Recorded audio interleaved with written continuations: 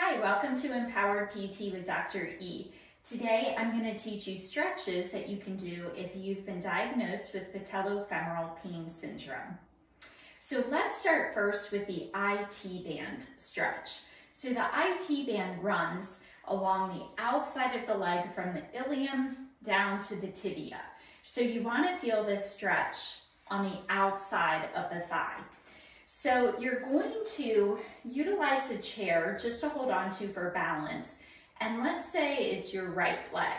You're gonna step behind the left leg with your right leg, or you're gonna switch it if it is in fact your left leg that's impaired. So affected leg goes behind, unaffected leg stays in front. You're just crossing your feet and then you're holding onto the chair and you're gonna side bend toward the left, pushing your hip away from the chair.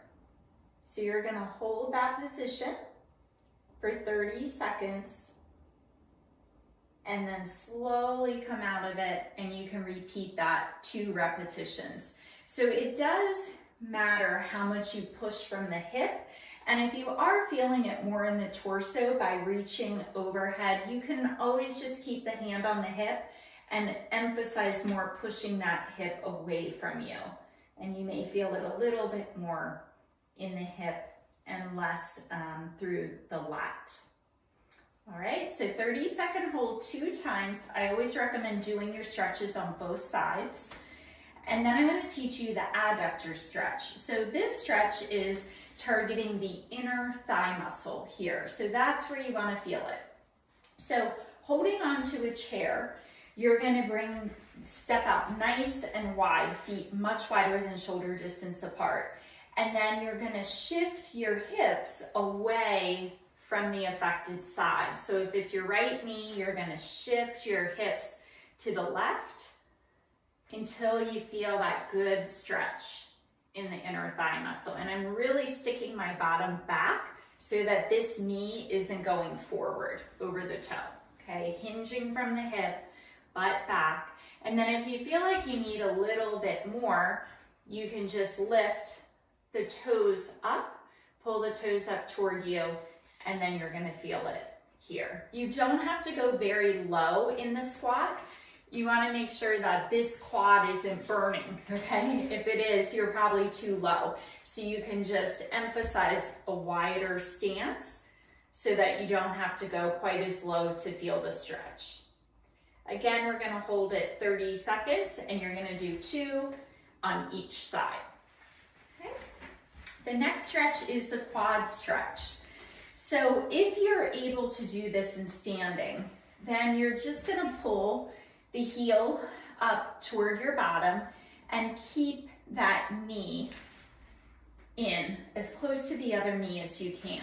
Other thing I want you to focus on is standing up tall and driving your hips forward. So you don't want to be here. You want to stand tall, drive the hips forward, hold it for 30 seconds, and then repeat that on the other side. Let's say your balance is impaired or you just don't have the range of motion to be able to get in quite that stretch. You can also do it in the kneeling position utilizing a chair. So because most people with anterior knee pain don't like to kneel, utilizing a chair with a good cushion is a really happy medium between the kneeling position and the standing. So you would hold on to the chair. The affected leg would be on the seat of the chair, and you're just taking a nice long step forward with the other leg and then pushing that pelvis forward, keeping your hips square.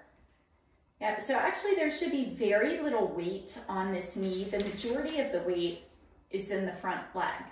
Now, things you want to make sure you look out for. If this foot is too shallow or too close to the chair, your knee will go over the toe. We don't want that. So you have to take a fairly long step in front of you so that as you push the hips forward, your knee remains behind the toes. Okay, so this is a modification for the quad stretch in that kneeling position.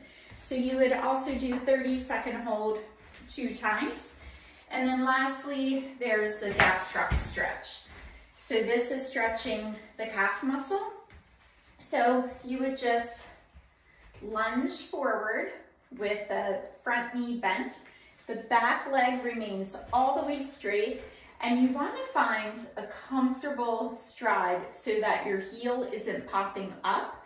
It should stay planted the whole time. And then you're pushing gently away from that back leg, maintaining that heel planted. Hips forward, shoulders forward, and you should feel that in the calf. Okay, so you're gonna hold that for 30 seconds and do that for 2 repetitions on each side. All right, so make sure before you do stretches that you're good and warmed up. You never wanna stretch a cold muscle. So even if it's just a walk around the block to loosen up, or just getting out of the shower when the tissues are warm, that's a good time to stretch. Don't just roll out of bed and do these, okay? We wanna warm up that tissue first, and these can be done daily 2 times a day. Thanks so much for being here. I hope you enjoyed the video. Take care. Bye-bye.